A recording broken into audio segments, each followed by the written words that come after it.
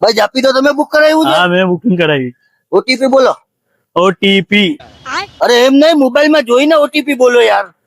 OTP. અરે યાર એમ નહીં, આમાં મેસેજ આવ્યું હોય ને એમાં નંબર આવ્યો હોય એ ઓટીપી કહેવાય. હા છે. હા यहाँ पे क्या हो रहा है? હાલો બેસી જાઓ. મારે નહીં આવવાનું, ખાલી આ પાર્સલ પુગાડી દેજો.